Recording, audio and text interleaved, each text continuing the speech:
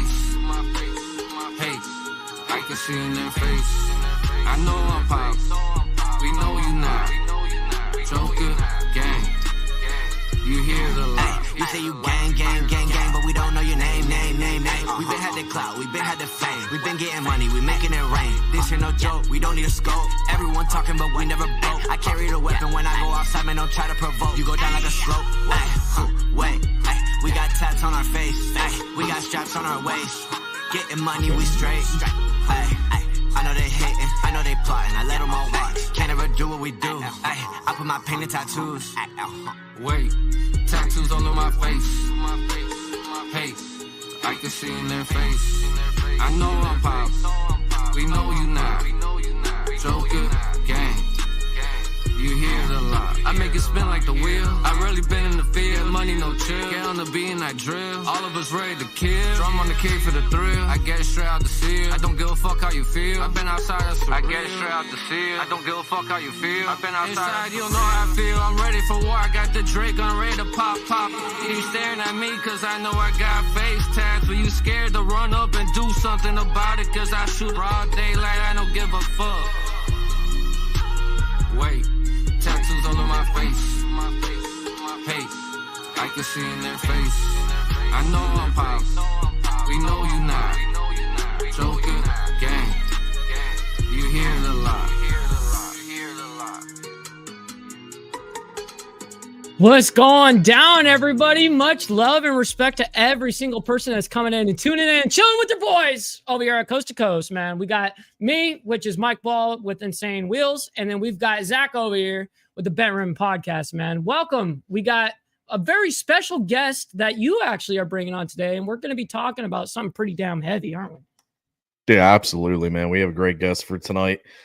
Topic fits him great. He just dropped a awesome video about a month ago explaining his story and everything, and wanted to bring him on here to discuss some things and, you know, let him share his story to our viewers. Damn, I was about to say that I must have missed that video then because I was not able to hear his story like that. And I think that this will be actually a fantastic way for him to educate us on this topic.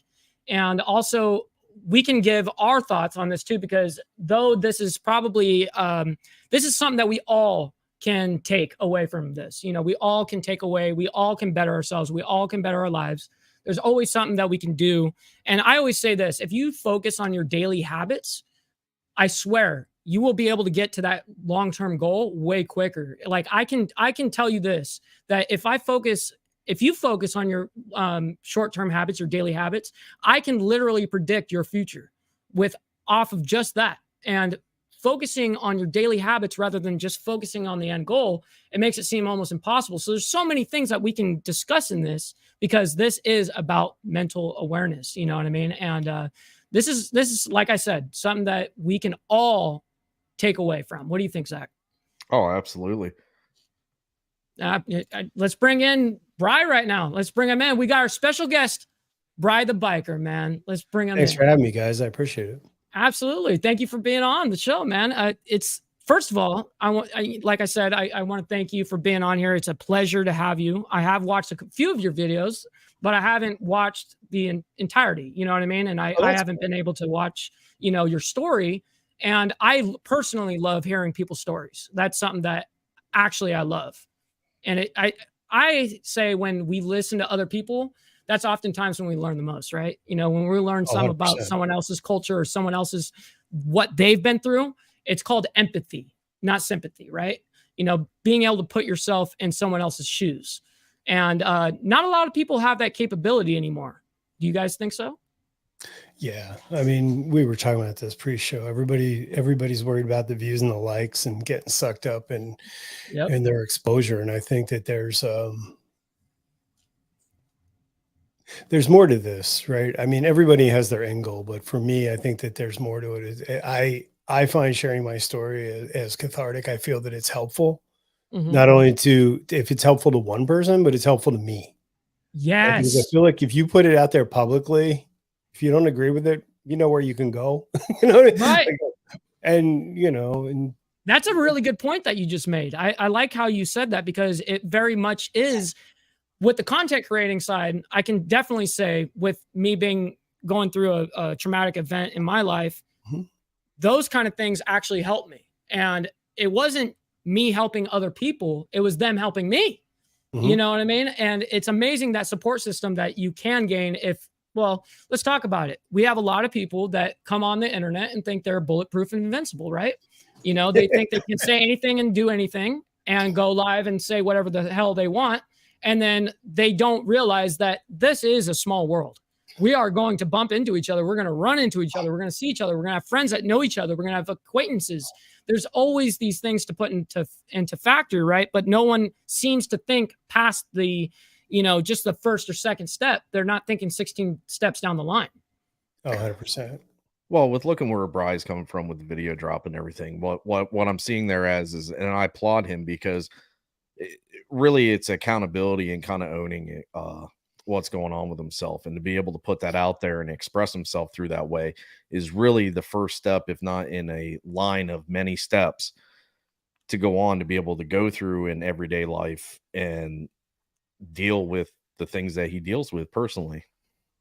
Yeah. I mean, shoot, man, I can only imagine with a heavy topic like this, man. This is obviously, we're going to have a good show, have fun and all that stuff. But guys, also, this is a very serious topic, and we're going to dive deep into some of these things as much as our guests would like to, you know what I mean? So I don't want to step on any shoes here. I'm not going to hold back. I mean, like I said, my give a damn is busted. Like, I just don't care. I really don't. Well, before we take the deep dive into it, so that our viewers and yours, maybe some new ones coming into yours, why don't you plug your channel and tell us what you're about first? Yes. What am I about? Well, the beard's in the side chat, so the beard's going to say I have a cardboard bike and I don't ride. But so most of my channel focuses on installs, reviews. I've gotten away from doing much travel stuff, and then I have a Beyond the Rider series that I've been really happy to do and excited with that. Getting back to that soon, which is really just a one-on-one conversation. I'm going to go back to the recorded format, and Zach and I were talking about that's the one-on-one. That's the format that I like a lot. Oh, okay, really? I like the side chat and I like doing the lives, but I feel like if I'm going to get to know you, Mike, and I want to know your story and I want to know those things, I don't want the distraction of it. Makes sense. But but there's also the times that I'm guilty of it. You want to get a live stream, you want to have some beers and get stupid, and that's fine too. It's absolutely. I think you have to find what your balance and what your lane is. But yeah, most of my stuff as of late, as a channel, it's mostly been reviews and installs. It's stuff I enjoy. Absolutely. Good. And then the interview series, which we're going to get back to. But yeah, I mean, that's my channel in a nutshell. And I just spend a lot of money and pretend I'm making it. Me too. By the way, I think What's we up might with be your all room. By the way, I've never felt so out teched in my life. Man, it's that's the past me. You know what I mean? It's definitely a pre-amputation. Actually, it was 2021 when I made this. So right there is his education all around him. That was supposed to be his education. Yeah, it was all supposed to go to my education, but I blew it on the stream house. You know what I mean? I blew it on a dance floor. It's all right. Looks okay, right? I like the video where you're dancing around with the laser and the whole floor's lit up. Yes. The whole time I'm like, is that CGI? What is that? Now, what I got is, believe it or not, I have 5 different cameras in this room, and I control it by a little pad that's right here. And I put this on my side, and it's Velcroed. And that's what I changed each camera from when I'm dancing and stuff. So I would I would Bluetooth it. And I would make hotkeys out of it. And so I would change all the cameras like as if an actual producer's doing it, but it's only me that's running the show. So it looks like there's a whole team, but there ain't shit. It's only me. And that was fun. And then, of course, I have fog machines in here. I have dual fog machines. And then I have also the laser. Yeah. So it's kind of insane in here. I literally got lights in here that do the stage lights where I have a DMX board right here where I control all the lights and what they do, the spin. We're going to have a Saturday Night Fever live. Yes, we're going to do it. All mic, all night. Let's do it. This would be a great all-night show because of, we're lit. We're lit, guys, Oh, shit. Yeah, so that's my little thing in a nutshell. But guys, if you want to follow Bry the Biker, please, if you guys go into the title, he is hyperlinked. All you have to do is click it, hit subscribe, and boom, you're automatic. Boom. So I just want to just throw that out there. What I wanted to first ask is what piqued my interest first was this topic. This topic, man, and it hits home with me. What made you personally want to pick this topic out of curiosity? I think when I started my channel and that sort of became the ending tagline, it was just more to it's just kind of remind people like in a very subtle way of what, you know, my struggles were and not wanting people to feel alone. And then it just became kind of took on a life of its own. And it was kind of weird because a lot of people were like, you know, oh, we didn't get that you're all that wonder and not lost. We didn't get that you were not alone as you put that video out. And I'm like, honestly, that might have been subconscious because I didn't intent. And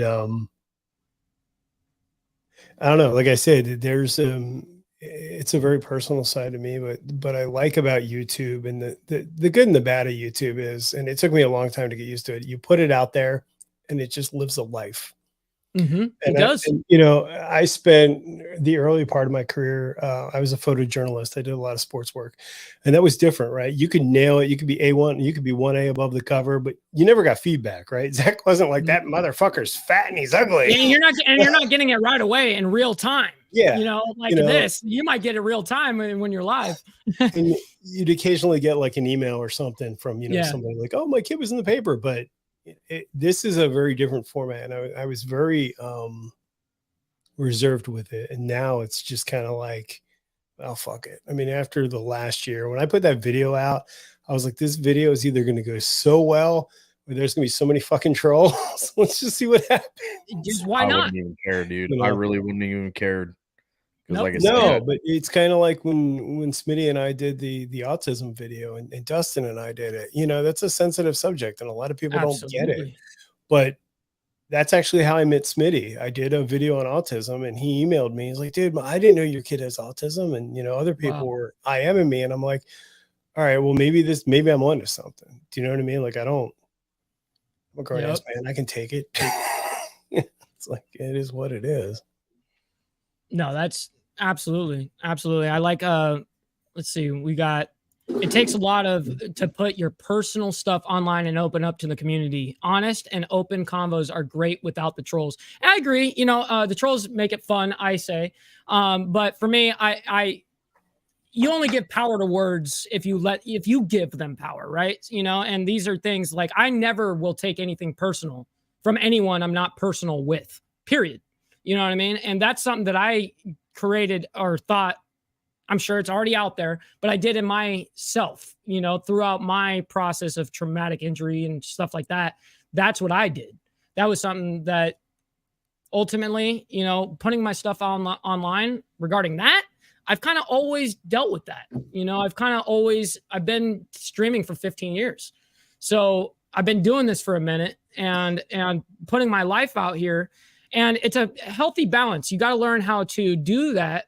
Have a family if you have one, or a job or whatever. There's so many things in life to balance. And to add something like YouTube, Instagram, whatever, you got to think about how much time you're going to be investing. So imagine if you're, you know, linked up with your partner and all they did was be on their phone and record videos of themselves. You'd get over it. You know what I mean? You'd be like, forget that. I don't want to be around that. So it's like, it's a healthy balance of having to, because I used to stream 8 hours a night. Every single night that I was off of work, I'd stream 8 hours a single night. And I will say that is, it is, but at the same time, it did affect my mental health.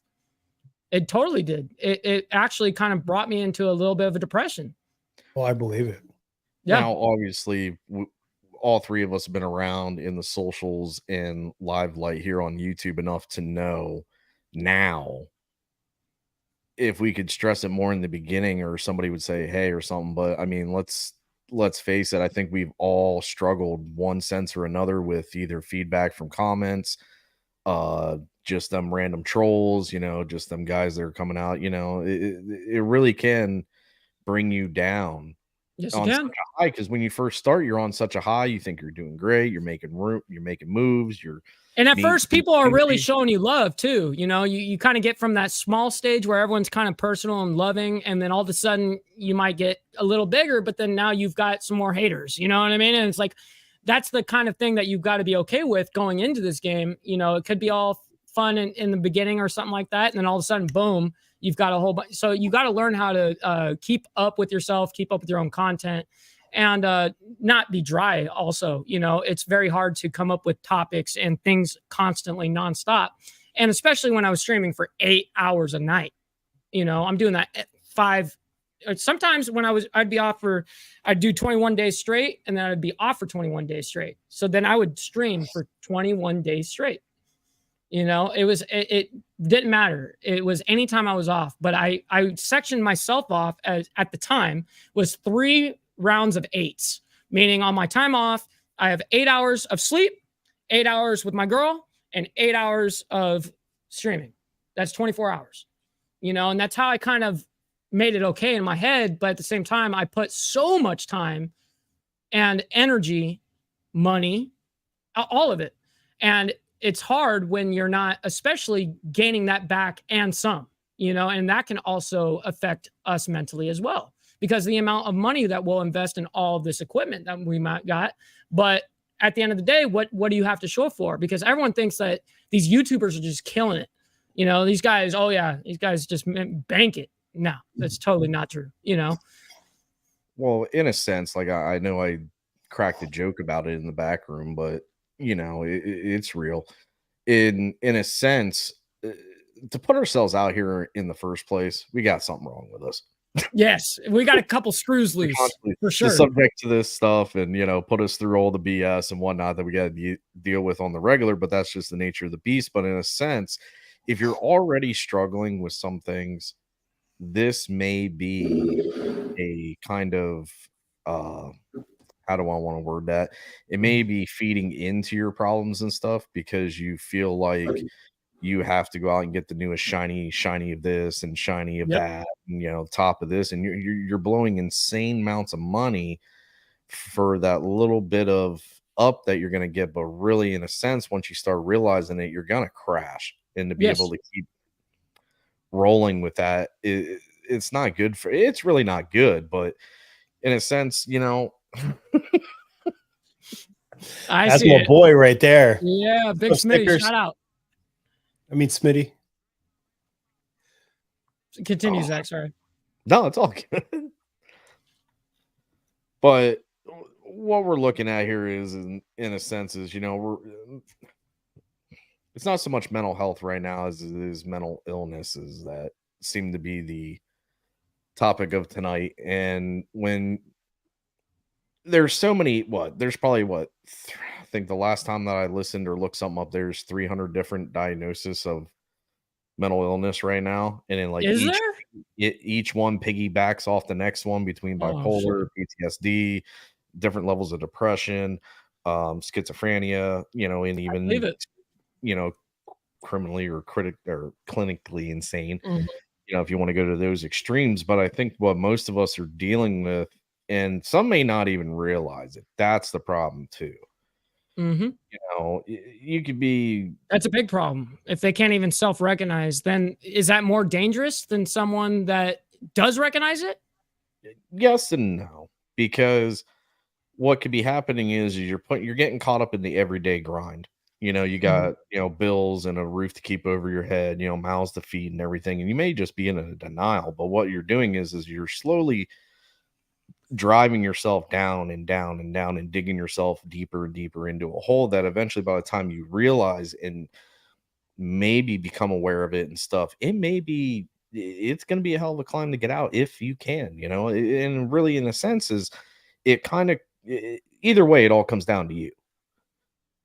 Yeah, it does. And you've got to be able to control everything. I mean, not just, let's say, being a content creator, but let's talk about what we consume.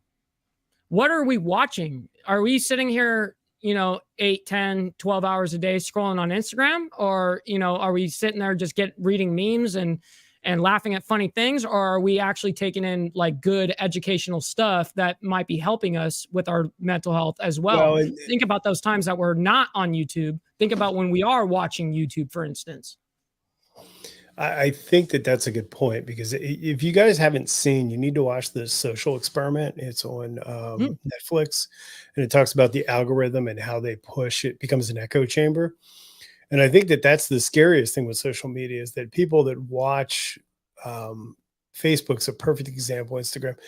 The more you consume something, the more you consume it, and then your perception of reality is not real, right? If you're left wing, right wing, that's all you see. And it's really interesting, because you especially with, and I jokingly call Facebook boomer book, well, kind of half jokingly. No, it totally is the truth, but it's so funny, because if you talk to a person and they're like, oh, everybody on Instagram is pro this person. Yeah, but log into my Instagram. Right. Where's the rest of everyone else? Yeah. Yeah. Why is it got to be so extreme? And when they are so extreme, that's when they're not focusing on the rest of what they're only seeing exactly what you said. They're only seeing that. Well, in a sense, I think everyone's kind of born or like raised up in somewhat of a negative bias.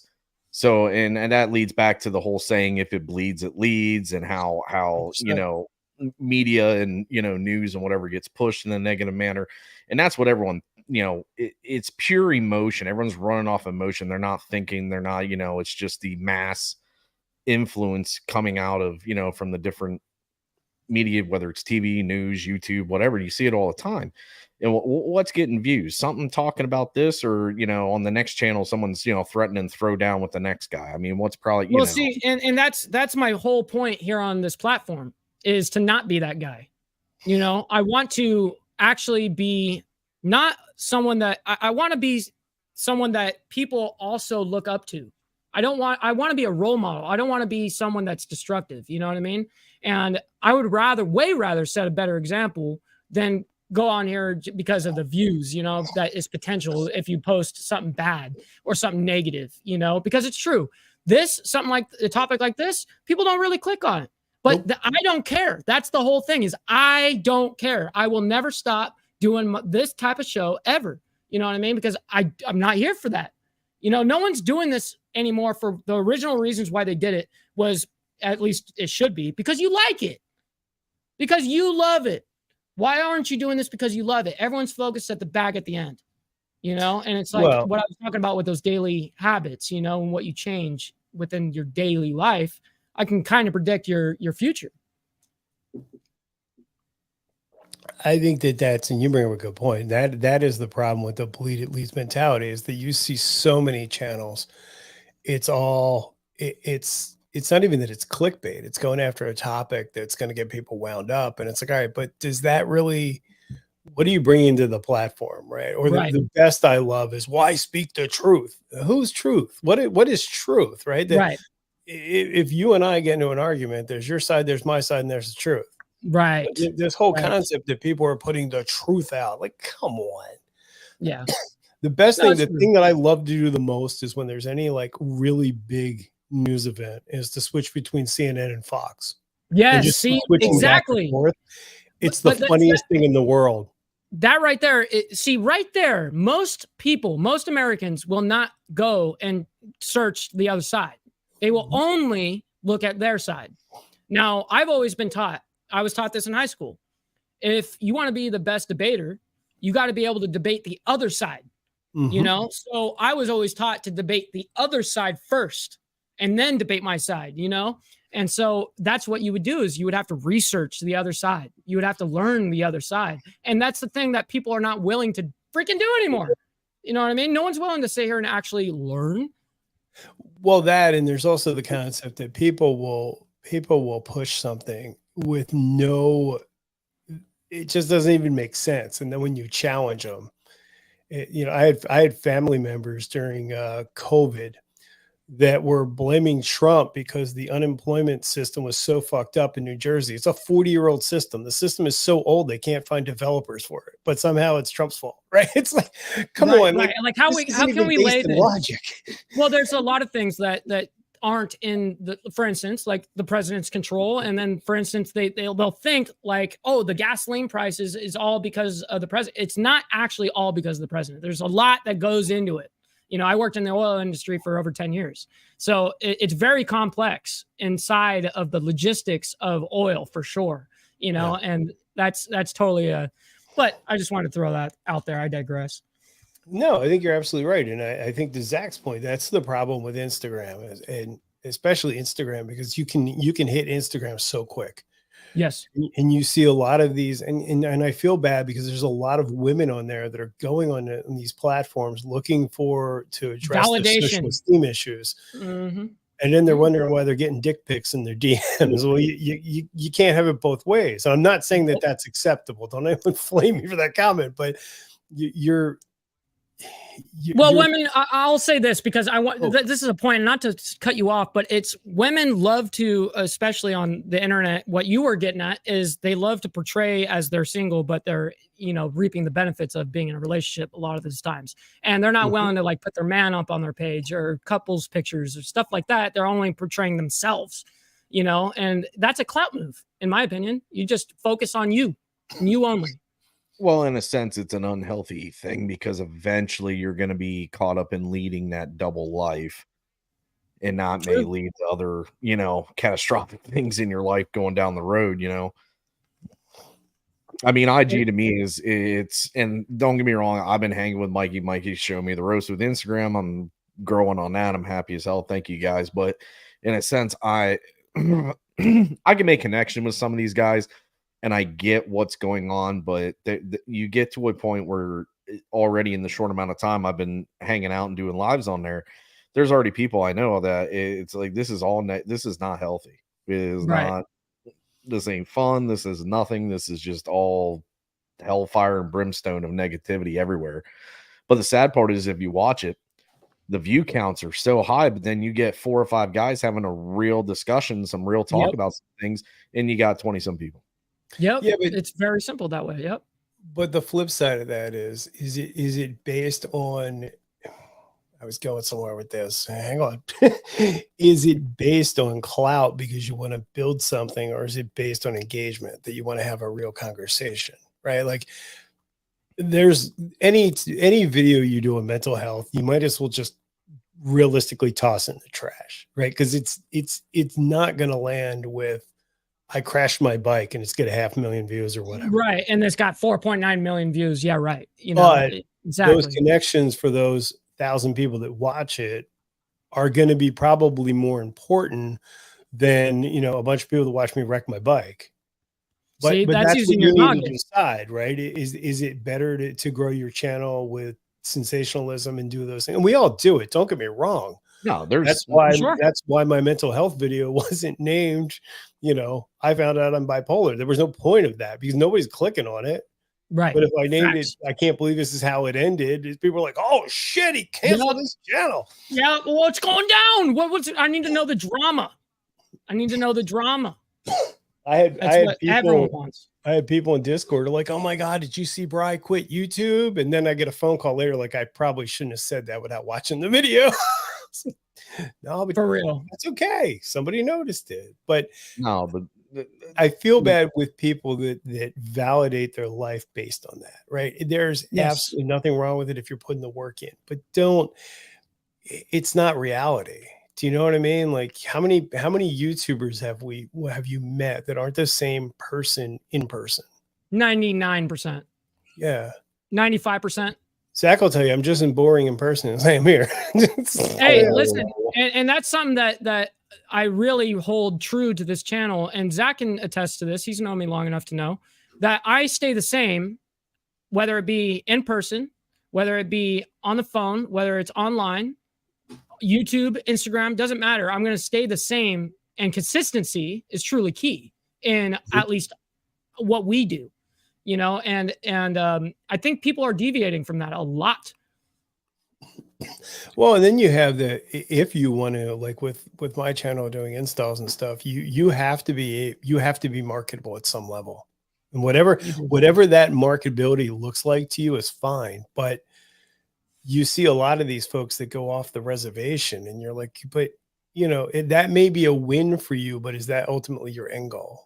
You know, Right. it's just, I don't know. I'm not a big sensationalism person. And I think a lot of people have gotten caught up with, I put this video out and I got all this recognition. So now I got to do it again for that dopamine hit or Mhm, Instagram mhm. rather than just, I mean, when I was sick, I was only putting out a video once a month. And I would argue Yep. those videos were probably the better ones because I wasn't rushing them. Yes, but here's the sad, hard truth about YouTube is that that little bit of dopamine for that whole one weekly video you just dropped, it's only gonna last for a couple days because guess what? Now you got to pop out another one on top of another one and another one. So really, honestly, you're roller coaster and everything. I mean, you're just teeter tottering. You're getting a little bit and then the letdown, and a little bit and then the letdown. Well, it's a lot of letdowns. It's believe it or not, most of your posts are going to be letdowns, especially your first 100 videos. Your first 100 videos ain't going to do shit. Get it through your head. You know what I mean? It ain't going to do nothing. And if it does, you hit the lottery. You know what I mean? You And guys post videos?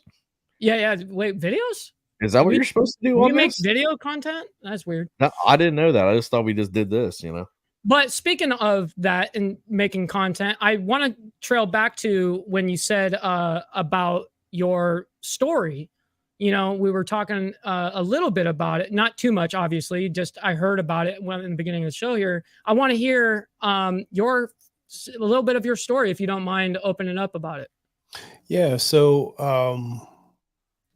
and I literally want to get the date tattooed on my arm and I keep forgetting. So let's just call it September 8th. September 8th, I had a complete breakdown. I mean, no joke, no bullshit. And through that, they had figured out that I had bipolar. And my entire life, I was told, oh, it's depression. Take Xanax, it'll go away. Take Xanax, it'll go away. Take whatever. Mask. But the problem with that is I was going to my GP, which I would almost argue is probably not ethical that they're doing that they're giving out those meds. And I'm not saying that they did it with bad intent. It's not bad intent. No, but what I will say on that is normally with the general practitioner, and in a sense, there is the key word in general is that they will look at a set of symptoms, and then what you give the answers to, and if it falls into that preset category they have for each thing, that's what they're going to pop that script for. Well, and it's funny you say that. Was it 2 years ago? Yeah, when I turned 50, we did a live stream. Smitty was on it. I drank probably a whole bottle of peanut butter whiskey. I was wrecked. Dude, that peanut butter whiskey, that's the last thing. That's the last thing I got twisted on. That's the last thing.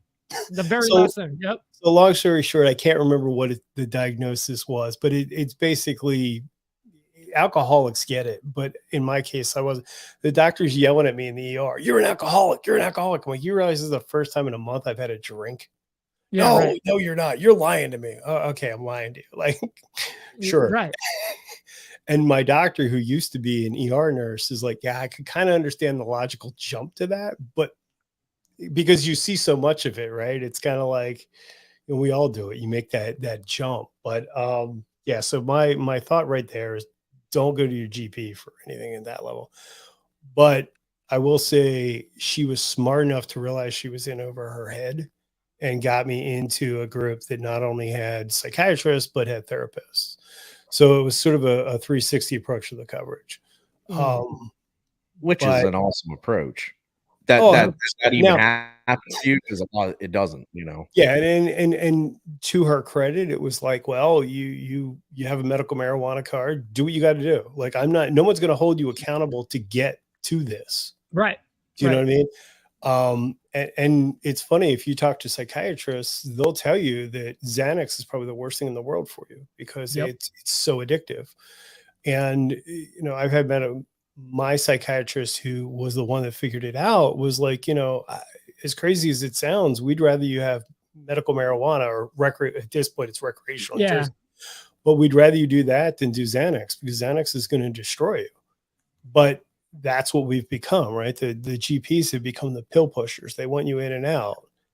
And yeah, exactly. And it's weird because if you read a lot of this stuff, we've become a society where if you go to the doctor and they didn't do something or give you something, then why did you go? Straight up.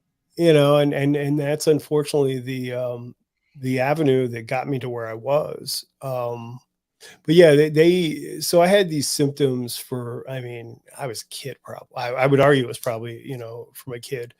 And it was just this constant cycle of, having these really bad episodes and then these really euphoric episodes. And they couldn't really understand it. But when you're happy and you're excited, you don't go to the doctor, right? Because, Right. why would you go to the doctor? It's like, I'm not going to the doctor if I'm not bleeding. So they were only seeing one side of it. So they were treating it like depression. And let's be honest, you can't turn on TV without them talking about, medical something for depression. True. And, that was sort of the evil loop that I was in, is that they were treating it as depression, which is the bottom end of bipolar, but not treating the top end, the frantic, because it's not manic depressive where you're manic. You're more, higher, too much fluctuation throughout the day. Yeah. But and then sometimes too, it's not even that, it's the roller coaster of, it's not an onset of where it happens real quick. You know what I mean? And the hardest thing for me was to understand, and honest to God, this took therapy, was like, you need to understand that there's a difference between being sad and depressed. All you've known your whole life is depression. You didn't get sad. Oh, Zach said something mean to me. Okay. Now I'm over it, right? I'm not just using it. Yeah, that's not depression. Like, oh my Right. God, he broke my GI Joe, and I'm pissed. Yeah, like, and I'm still pissed about that. God damn it, man. He took it to heart. You know what I mean? Yeah, I mean, you broke Snake Eyes, you son of a bitch. So because of a kind of like a misdiagnosis and then mistreatment of how long did you go on with that? Oh, I would argue, see, that's the thing that's hard, right? I would argue that my first divorce was multifaceted, but that was one of the key factors to it.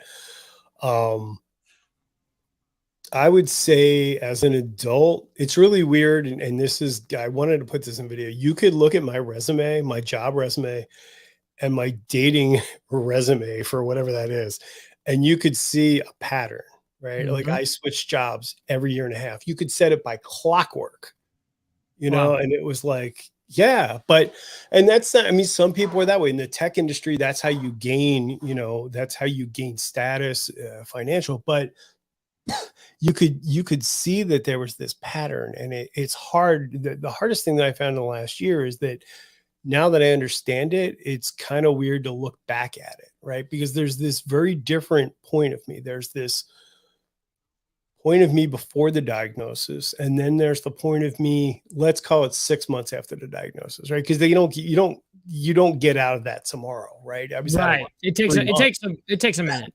No, And first off, normally, okay, let's go through the steps here. So first off, you come aware of it. That's how you even get the idea and thought to go get checked out or whatever. And then it's the kind of the owning up and an accounting to the fact that you have this and you're dealing with this. And then in a sense, it's really you taking control of each day Of your trying life. to push it. Dude, the smallest thing can help. I mean, okay, so like I grew up in a broken family, broken home. Daddy wasn't there, boo hoo hoo. But in a sense, I was still kind of raised on that pull yourself up by your bootstraps attitude. Like there was no one gave a shit about your feelings, sir. Right. So for me, that really kind of is true, unfortunately, because our society, let's just say, I've seen, at least in the last 20 years, a lack of care for literally human life. Oh, 100%. In the last 20 years, that's dramatically changed. I feel like I think from what I've seen, there has been a lot of people, like everyone's on their phones, texting and driving. I mean, honestly, you think everyone that's out there on the streets is sober, not on drugs, not on their phone, not playing with their radio, not looking back at their kids, because they're beating on them or something dumb. You know what I mean? Like that is the type of stuff that happens. It's unfortunate. Well, and I think too, it's important to understand, right? And trauma is not, everyone thinks traumatic is, you were in the war, right? Trauma is based on different things. And I don't think that we give people enough credit for that. because when I can't relate to what it's like to lose a limb, right? You can't maybe relate to what it's like to be bipolar. Sure. So it's kind of hard because I think everyone, especially in this narcissistic society, they always want to tell you the story, right? I guarantee you've had people like, oh yeah, I know what you're going through. I'm like, no, you don't. Like, what the fuck? Right. Like, how would Everybody you wants to be know? empathetic, and by saying that, they have to tell you their story, but Right. it makes no That's true. sense. It's not It's very true. relatable. But Or they have to their make it their happen. story is always worse than yours, and you should Yes, feel exactly. that, man, like that You irritates crashed the your shit bike. out of Well, I me, went dude. off a cliff in the Grand Canyon on my bike, and you're Yeah, like, that's "Come on." ridiculous. Now, there's not many people that can trump me on that charge and say, oh, we've got a worse wreck than you. So that doesn't usually happen to me. But what people don't see is, for instance, this whole shoulder, my left shoulder was completely rebuilt. Like the whole thing was shattered. The scapula, the shoulder cap, everything was completely shattered and gone. So I have like a huge plate and like 6 5-inch screw nails and in my shoulder alone. And that's what people don't even see. That people wouldn't know that unless I told you, Now, that kind of traumatic experience that you went through and everything, and we've talked about it already. You said you have no signs of PTSD or anything from that experience. But in a sense, during the healing process and everything and being laid up like you were, was there any kind of, depression or any kind of, feeling?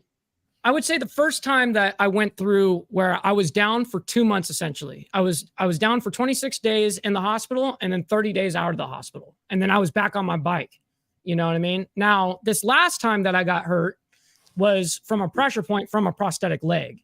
And it happens when you're too loose in your prosthetic leg and you're kind of like free floating your leg, and it's terrible. So anyways, I got a pressure point that went all the way up into my literally my bone, and they were thinking they were going to have to amputate me again, and they were going to have to amputate above my knee. So I was going to lose my kneecap at that.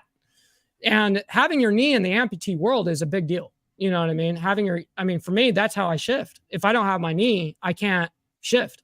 I'd have to go automatic or shifter up here or suicide or, I like being able to have my just heel toe shifter. That's all I have. Everyone asks, oh, what kind of modifications do you have? Nothing, just a heel toe shifter. There's nothing special about my bike.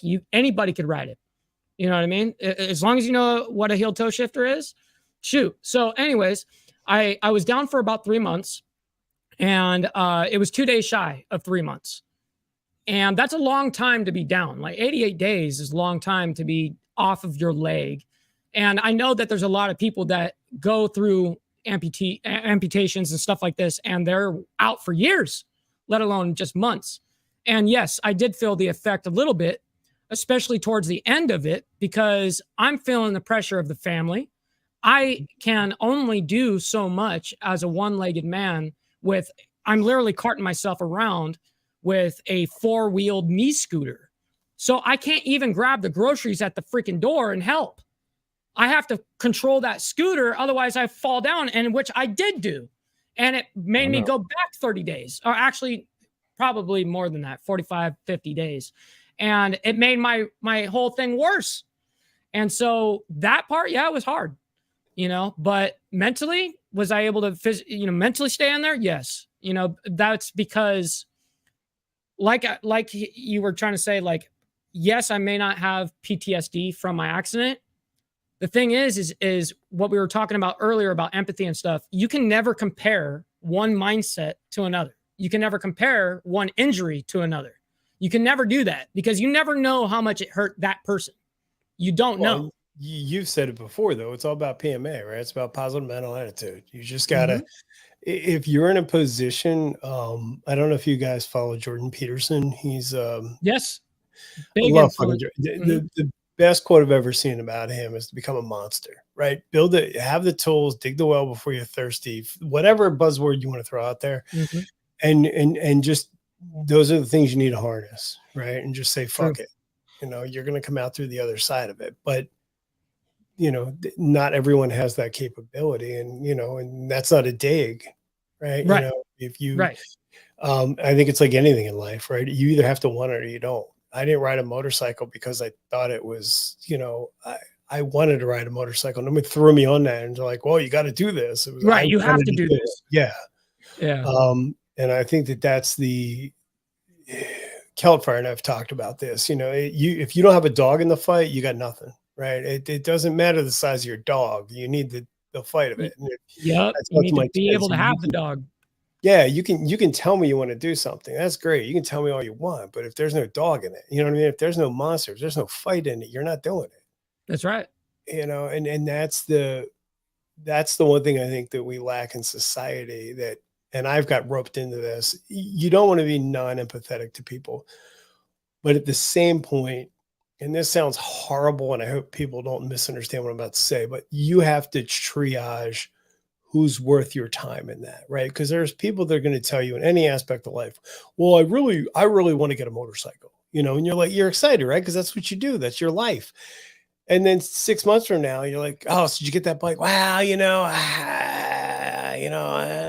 I was gonna, and then I was gonna get the permit. It's always some story. Always. But if you wanted to do it, you'd have done it, right? So you kind of have to pivot from those people and find the people that really are worth the engagement for whatever it is, right? Like, I have friends that I met, women that I knew when I was single, that are still in the exact same position that they were in 13 years ago when I met them. That's crazy to me. And they're like, oh, you don't understand how hard. I'm like, but 13 years has gone by. 13 years. I went It's from a long time. Yeah. I went from 200 hours in my bank account and a fucking dream to, having a single family home and a cars and bikes. And I'm not saying everyone's necessarily capable of that. And it's not a flex, but those are the people that pissed me off because there's an answer. Do you know what I mean? And yes, it's going to be hard, but if it was easy, everyone would have done it. We don't live in that world. Even from a mindset and everything, just to remind yourself, even though you're not trying to flex to others, but you're reminding yourself that you got yourself there. Mm-hmm. Yeah. I mean, that was the whole, were able to get to that. That was the whole thing, that ending that video with the story of the guy in the hole, right? I can't help you if you don't want to help yourself, right? It's if you want to go down the religious path, it's God only helps those that help themselves. I mean, I know it's horrible, and I feel bad to say that to people, but it's we were talking about YouTube. Like, let's go to a safer space of that. But if you want to do something, you're going to do it. If you want to date somebody, you're going to put the time into that. Or if you want to become a creative, you're going to put the time into it. Like we're joking on Mike, but you put the money into it. You had a vision and you did the work. Right. I did. But if you don't want to do the work, then I hate to say it, it's just becomes a peripheral conversation. Well, you're very right. You're very right. These people would rather, instead of focus on them, which I always say, if you're focusing on someone else, you're already fucking up. You know what I mean? Yeah. You cannot be focused on someone else. You have to be focused on you first. And if you're always comparing yourself to others, you're losing. You know what I mean? You cannot compare yourself to others nonstop like that. So instead of helping themselves, it seems like they would rather do a crab in a bucket theory. I would rather pull you down to get myself up. You know what I mean? And that is a sad thing to watch within the creator space. We don't necessarily see that so much from the viewer standpoint, but we definitely see it on the YouTube side, content side, creation, stuff like that. But well, and I think too, and you bring up a good point. There's people in the creative space that are going to do it for their own narcissistic value. Mm-hmm. And then there's people that are willing to help you. And there's plenty of people in the side chat that have helped me. Facts. But they knew that I was willing to do the work, right? Because, we were talking about pre-show that you hear these people and they're like, oh, we're going to do this and we've got this idea and we're going to do moto vlogs and then I'm going to do installs and I'm going to do a live stream. And I'm like, all right, well, how much money do you have? Because that's a $5,000 investment right there. Right there. And they don't even know it most of the time, Yeah. And shout out to Hudson, by the way. Don't be upset about the work you didn't put in. Yep, that's facts. Don't be upset about the work you didn't put in. Like, how can you be upset? Like, that's like being angry that you didn't buy a lottery ticket when somebody won across, the California, for instance. Like, that's crazy to me. Like, oh, you didn't play, but someone else won. Now you want to, no, you have to play to win. You have to. Thanks for reminding me I didn't get my ticket. Yeah, you got to get your multi-millions or whatever it is over there on the East Coast. Unfortunately, it's the way it is in anything in the world. The more you succeed, the more hate you're going to have. It's true. Somebody made a comment at my old job. They're like, "Oh, I wish I could afford a bike this expensive." Well, you have a car that expensive. I have a car that's worth half the value of my bike because of exactly that. You prioritize the bike over that, but they don't realize that you compensated for that. You know what I mean? Exactly. You adjusted your lifestyle for that. I mean, I have a 10-year-old Ford Fusion. It's a car. It gets me from A to B, right? But right. That's exactly how I think of a cage too. I only think of a cage of like getting me from point A to point B now. I used to be a car guy when I was younger, but it was definitely more motocross and motorsports, stuff like that I was focused in. But yeah, there's definitely not that connection that you have with a car, for instance, that like almost every biker has with their bike. It's kind of 100%. A universal thing. And it's not everybody on the road cares about their freaking car. There's people that don't even know the models of their car, let alone not knowing the bike. Let me ask you something, Bri. Do you think this is 2-part? It's gonna buying because we all know you started on them lovely Vespas. It was not a Vespa. It was a Bergman 400. Oh, okay. Well, I'm sorry. That's cute. I'm sorry. Hey, it would do like 100. I mean, come on, it was a fun bike. If it pumps out 100, I gotta give it credit. Yeah. So do you feel that purchasing the motorcycle and then starting this venture in itself amped up kind of the process of which because it's a double-edged sword, because you only found out about your misdiagnosis and all that last year and whatnot. But in a sense, do you feel like it was helping you in a way before you found that out, or do you feel like 100%? I mean, I would argue that I was probably a borderline alcoholic. I mean, I would come home, I'd be depressed at my job, whatever. I, drink a bottle of wine, 2 bottles of wine. You start getting surrounded by those people that's acceptable with. I was dating a girl. We were going to wine tastings all the time. Was it wine tasting or were we just drinking a lot of wine? And the motorcycle changed that for me. Or I'm sorry, the Vespa, as you would like to say. Oh, there we go. Because, I know you were. People would tell me, like, Bri, I texted you like 5 hours ago. You didn't text me back. You used to text me back right away. Well, yeah, because I was sitting on my fucking sofa hating my life. That's true. There was a point when I bought that scooter, I kept thinking to myself, this is the dumbest fucking thing in the world I did. Like, I just spent money I didn't have. I took it out of my 401k, which, wow. And I bought it. I went on my first trip, which was like 500 miles in a day. I did Route 6. Damn. And then I came back, and a week later I bought the 650 version of that scooter, which was fun. It was more of a touring scooter, if you want to go. Only a week later, you said? Yeah, about a week or two later, I bought that after the trip. And then by the end of the year, I want to say in December, I had my KLR. So I went through 3 bikes from August to December. That's a lot. That became my passion. You know what I mean? That was what I lived for. That was what got me out of bed in the morning, and you could make the argument from an observer standpoint that I have I'm going to think about what's dumped into my bike with accessories. Let's just throw a number out that it's 40K, right? Some people would think that that's crazy, but to me, that's what gets me out of bed in the morning. Like, I ride 10 miles to work each way, and that's the best 10 miles. That's the best part of my day.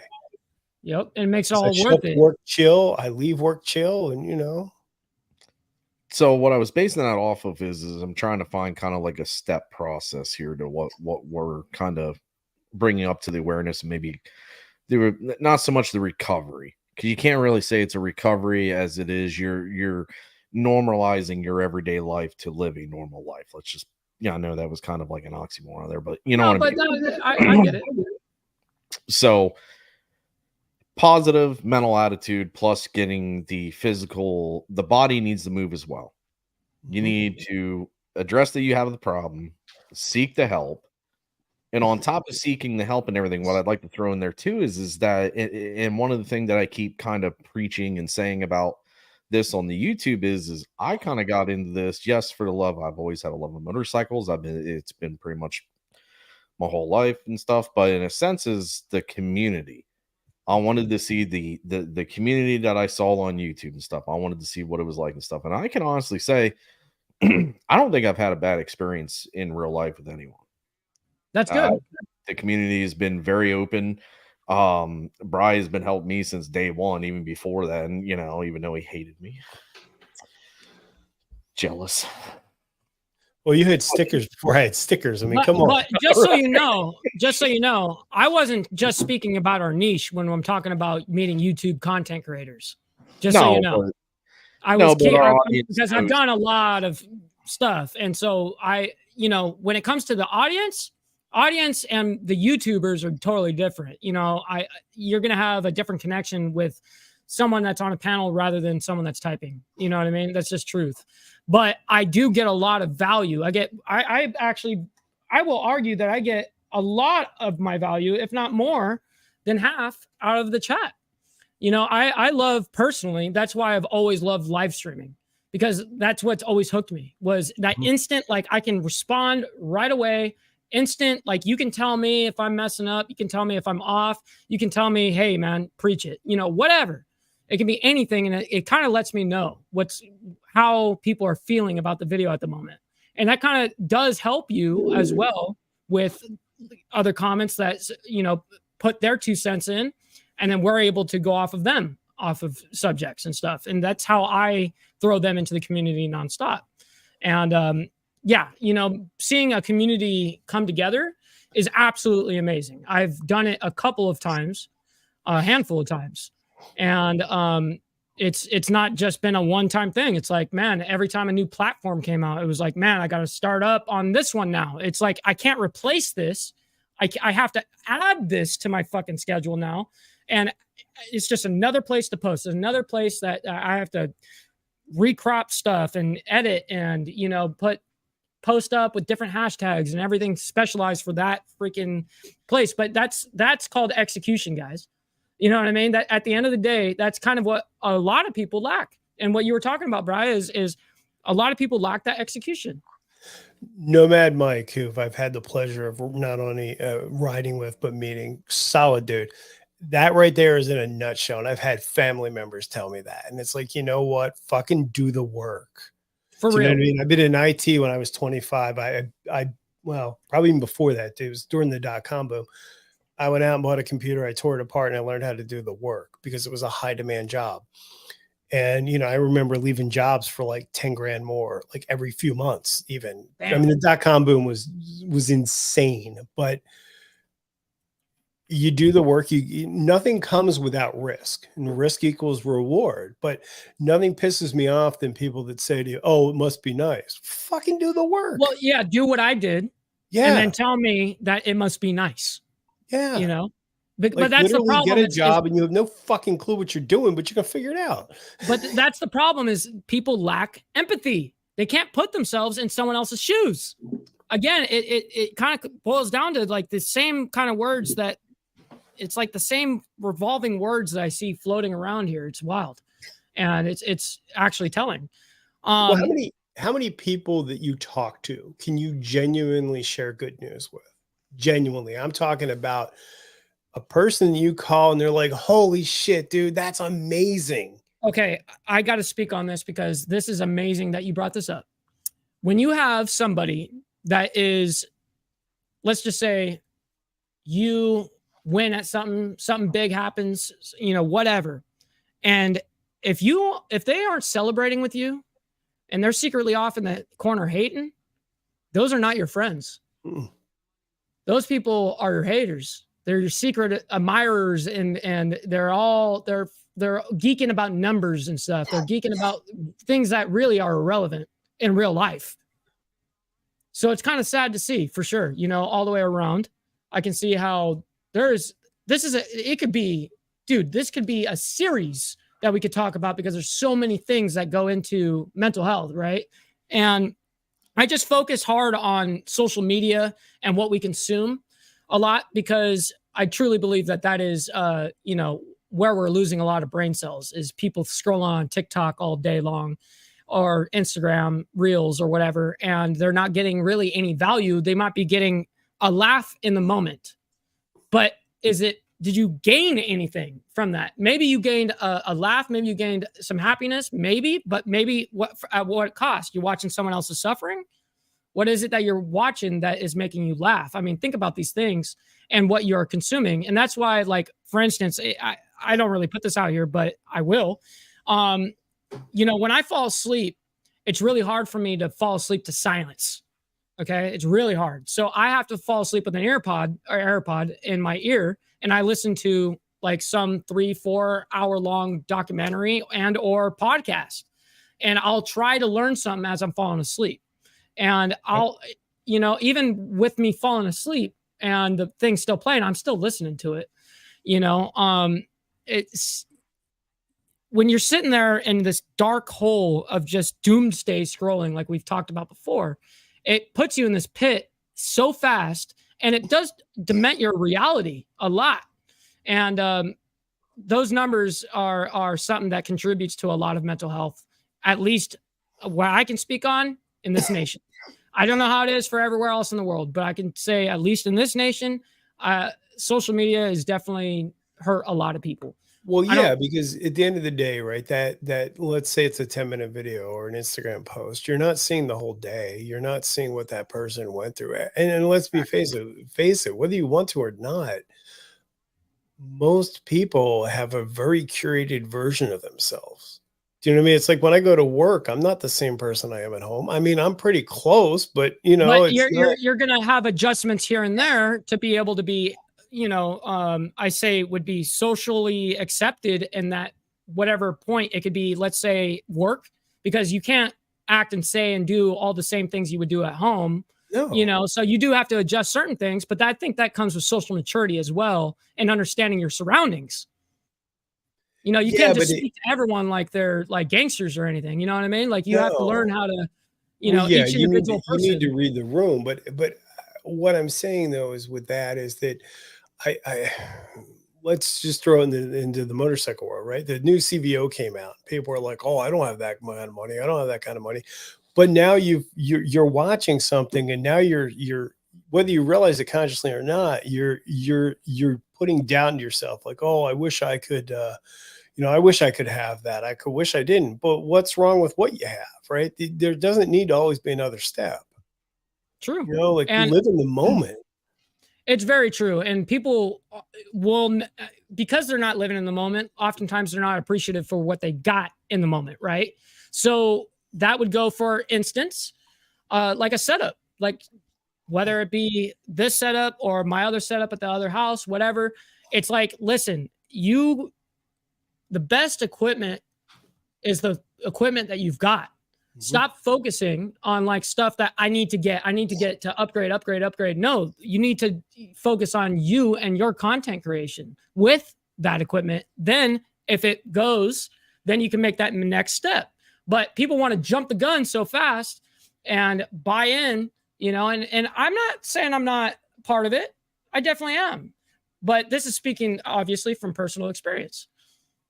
Well, but that's what we've created, right? We've created this world where, I mean, look at phones, right? Apple's a classic example of that. You get a new phone every year. True. I mean, my work paid for my phones. It was kind of cool, but after a while, you're like, what does this phone do any better? Must be nice. Yeah, must be nice. Must be nice. Well, go to work every day. God, I hate that comment. Yeah, it's a terrible one, dude. You've had the same job for 26 years. You've never tried to achieve more, and then you're pissed at somebody that you know, somehow managed to do the work. Mm-hmm. Or this is in getting back to Zach's point about making fun of my Vespa that I never owned. Although my wife has a Pelagio, so you're close, Zach. That's good. But how many people do you know that, and you see this all the time in the riding community? Oh, I only have X, so I can't do that much riding. I can't do this. I can't do that. Well, the only limitation is your head, right? I Mhm. mean, I had that 400cc bike and I rode 500-mile days on it, and I had no problem doing it. Right. You know, so you're going to tell me that I need to have a Road Glide or a Gold Wing or something to do this? Well, no, you just need to have the fucking mental attitude to do it. Yep. Nothing's going to hold you. My point I'm trying to make is nothing's going to hold you back if you want to do it. Now, is the 51-year-old version of me want to do that? No, probably not. I'll be first to admit it, but I could. You know No, what I but mean? it's- I knew a buddy who had a Sportster. It was like, oh, I can't go that far. I have a Sportster. Why can't you? I mean, I had a bike with probably the scooter probably only had like 2 inches of travel. But it is. It's You all can up do it. here. You're Yeah. right. You know, I didn't know any better, so I didn't. So what so what it comes down to is that every day trying to get out of those slumps or whatever, if you are suffering from any kind of illness or whatnot, it's the point of you've got to put the action first. It goes action, thought, and then the good action, the positive action will bring good thoughts bring better feelings. True. You know, and here's something that with the good thoughts thing, I also believe, for instance, to go back on YouTube, I truly believe that you shouldn't be reading all your YouTube comments. Do you know why? Because a lot of the times they will boost your ego up too. And that's not okay either. Okay, well, you were talking about boosting the ego. I think more or less it's you're fishing for the negative that one negative comment. You can have 10 positive That too, outlets. and you know that I've said that, you know, for sure, that they will hyper focus on, instead of all the loving comments and going, thank you for showing love, blah, blah, blah, and all of that, they would rather only address the bad comment. Why is all the love like, hey, man, I love your show? Well, why aren't you replying to that? Why are you replying to the guy that says you sucked? Well, and I think you're doing a disservice though too. You should reply to everybody. It's not easy. Right? It's not But easy. If someone took the time out to do that, you could at least even give them a heart, give them something. Yes, you know what I mean? yes, and that's what I do. I'm going to admit that I like to reply to every good comment. You know what I mean? I actually don't reply to the negative comments. Mhm. That's just personal decision. I always like to reply back with "Thank you for taking so much time for commenting and subscribing to the channel," because they didn't, but it's going to piss them off. Yeah. I always say if you didn't like the video, just double tap the down thumbs down button. Just double tap it twice. There you go. You know, and we'll be good. That's what I always tell everybody. Yeah, but people are focused on the wrong things, and we'll say that in closing, that priorities have shifted within the last 20 years. I would probably say within a society. You know, with all of these things presented today and this evenings, afternoons, whatever, this show, it does show that there's a lot of different ways that people can be getting these 300 and whatever different variants of mental health or mental illness. Mm-hmm. So it's I can understand why people are going down this bad road, this deep, dark road fast.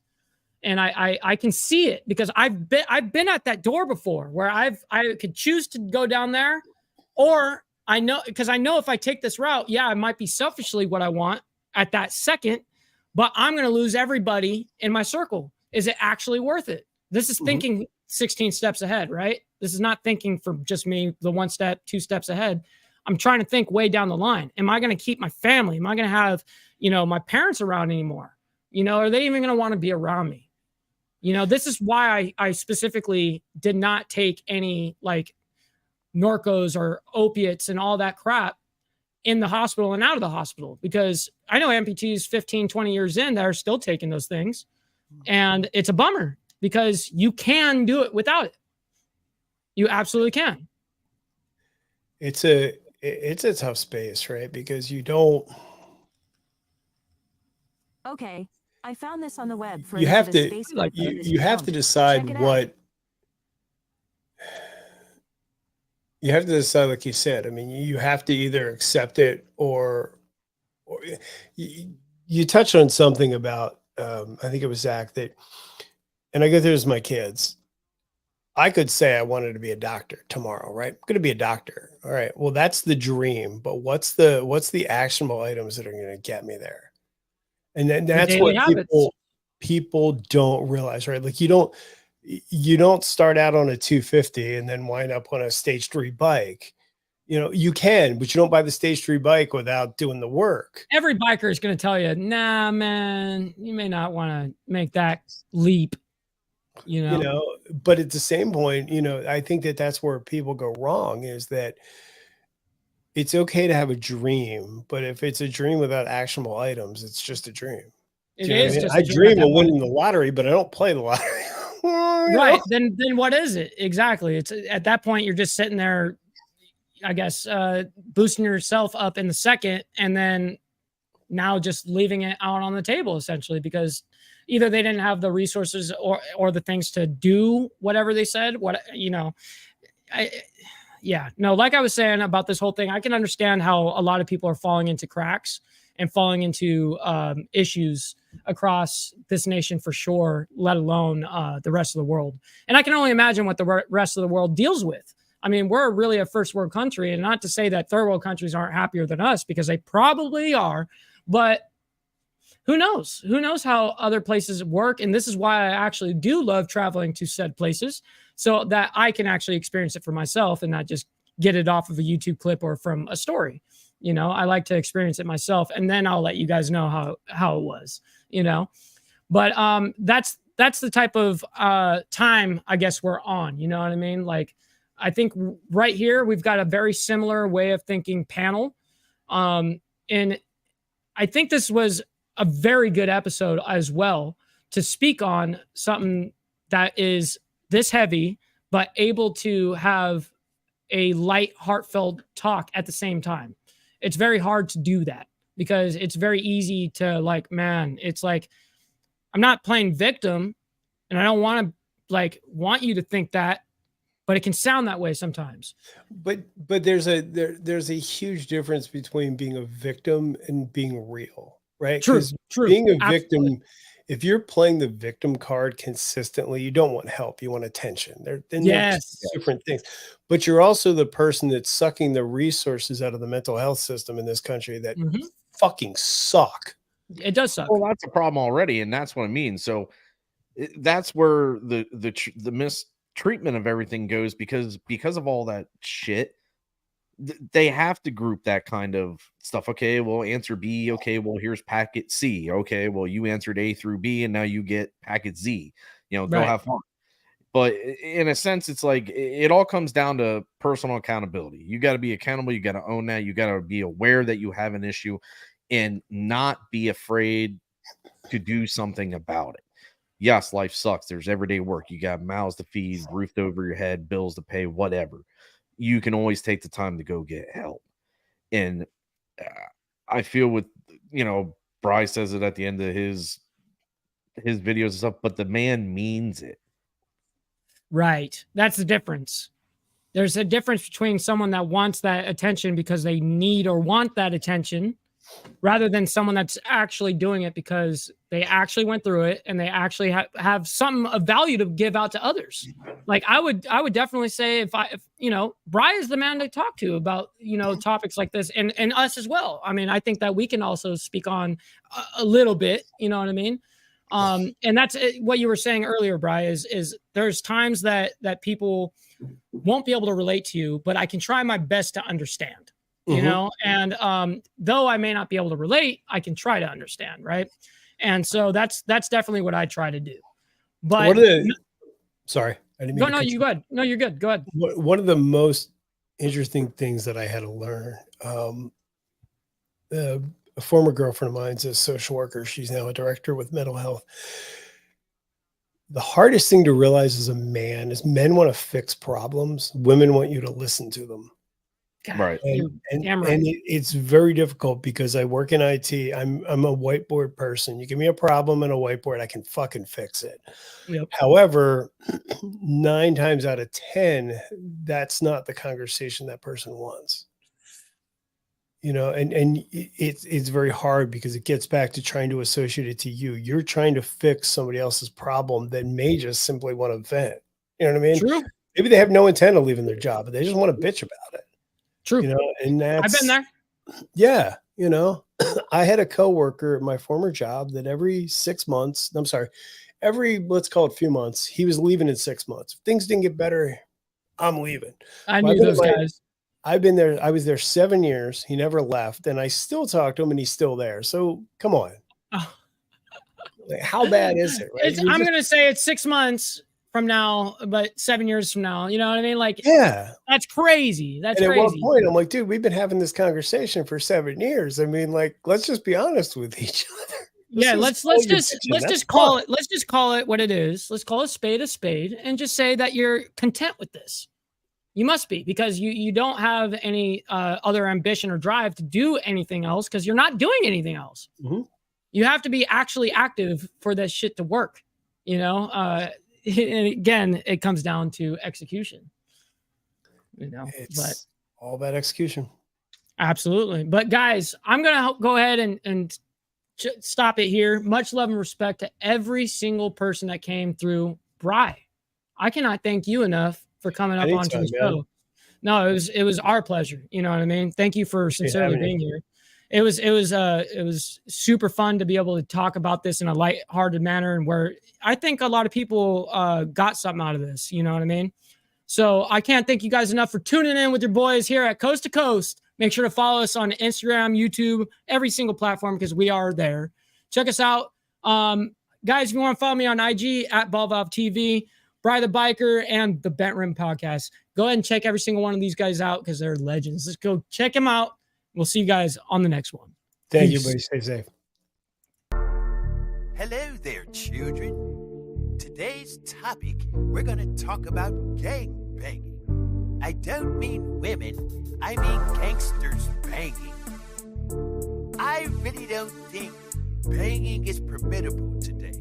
You should gang bang. Kids talking gang talk, walking gang walk. You never know what another person been through till you really find out what it do.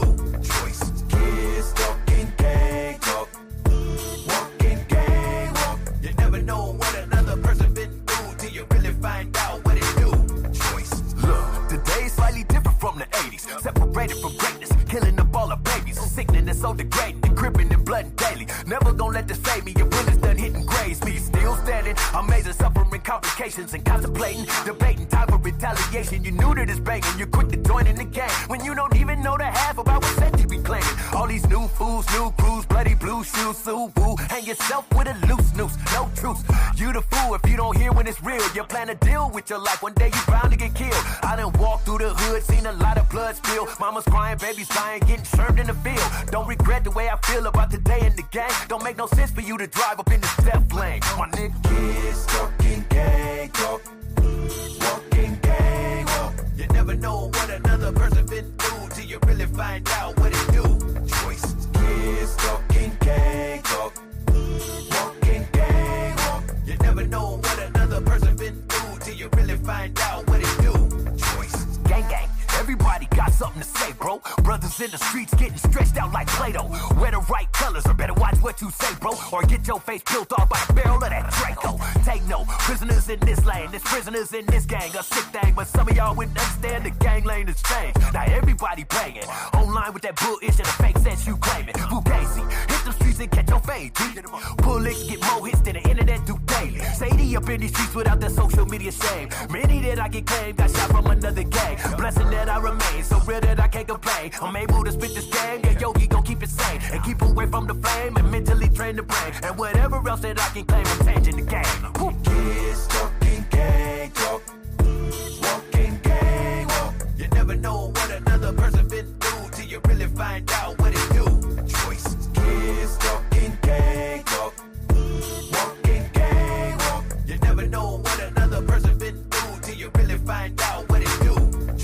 Listen, here's a little gesture. Stand up for yourself when you're feeling a lot of pressure. That's to go address ya. Actually, what's that you claim? Colors that you be wearing and sagging it like a bang. That ain't gon' get you nowhere. Homie, don't even go there. Hit me up on my hip and stop acting as if I don't care. You know where I